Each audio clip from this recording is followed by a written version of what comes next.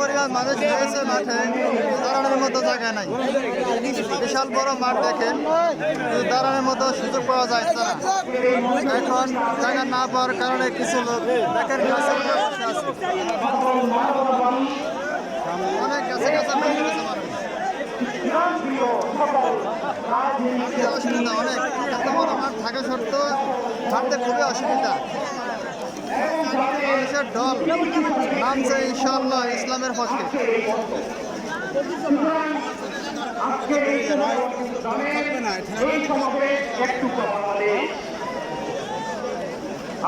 বাংলাদেশের মানুষ আর ভুল করবে না, ইনশাআল্লাহ ইসলামের পক্ষে অবশ্যই কাজ করবে।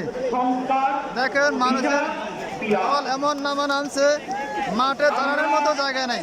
অন্তর্বর্তীকালীন সরকারকে উনি দায়িত্ব নেওয়ার শুরুতেই বলেছিলাম, এটা বাংলাদেশ নদীমাতৃক বাংলাদেশ, লাল সবুজের বাংলাদেশ, আলো নদীর বাংলাদেশ।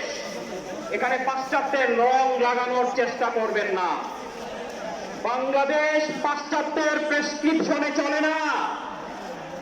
ওয়েস্টার্ন প্রেসক্রিপশনে চললে আমরা স্বাধীনতা অর্জন করতে পারতাম না।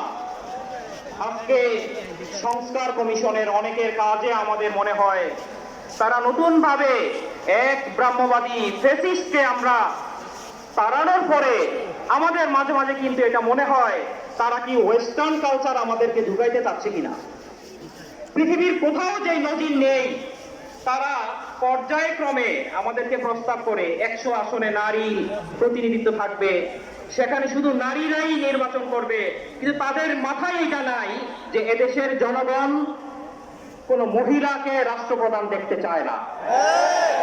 আমরা রাজনীতিকে পুরুষ বান্ধব, নারী কেন্দ্রিক এরকম রাজনীতি আমরা চাই না।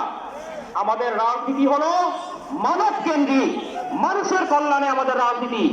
এখানে নারী পুরুষের বিভাজন আমরা করি না, বরং নারী পুরুষের সকলের কল্যাণের জন্যই হলো আমাদের রাজনীতি। সুতরাং আমরা বলতে চাই, সংস্কারের নামে অযৌক্তিক অপ্রয়োজনীয় এইসব বিষয়ে টাইম কিলার করবেন না মেহেরবানি করে। আমরা পরিষ্কার ভাষায় দাবি করতে চাই, প্রশাসনে আগে শুনতাম সরল বিশ্বাসে উনি কিছু ভুল করে ফেলেছেন। যারা আমাদের দেশে সরকারে বসে এরকম সরল গরল বিশ্বাসে আমাদের দেশকে গত 15 বছরে নয় 54 বছরে পিছিয়ে দিয়েছে, এরকম কোন রকমের ব্যক্তিদেরকে আমরা ক্ষমতায় দেখতে চাই না।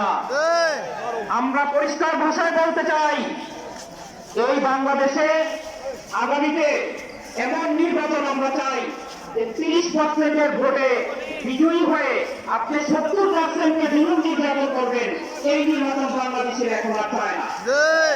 আমরা পরিষ্কার বলতে চাই, সংখ্যানুপাতিক হারে যে নির্বাচন হবে সেই হারে আসন বরাদ্দ হবে। এতে যদি কেউ 51% কম পায় সে ক্ষমতায় আসতে পারবে না। কারো যদি একসাথে মিলিত হয়ে 51% ক্ষমতা হয় তাহলে তার সমস্যা কি?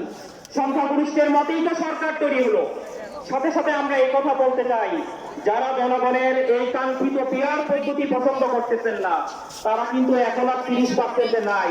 আমরা জানি তারা এখন 10%-এরও কমে চলে গেছেন।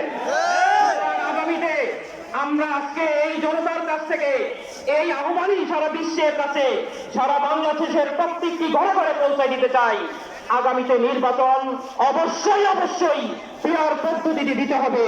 এছাড়া বাংলাদেশের জনগণ সেই জোড়া খুচুরি আর দুচুরির সেই নির্বাচনকে আর বাংলাদেশের মানুষ কবুল করবে না।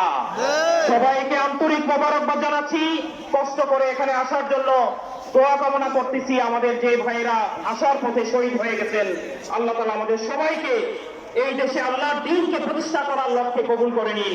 আমার তৌফিক ইল্লা বিল্লাহ।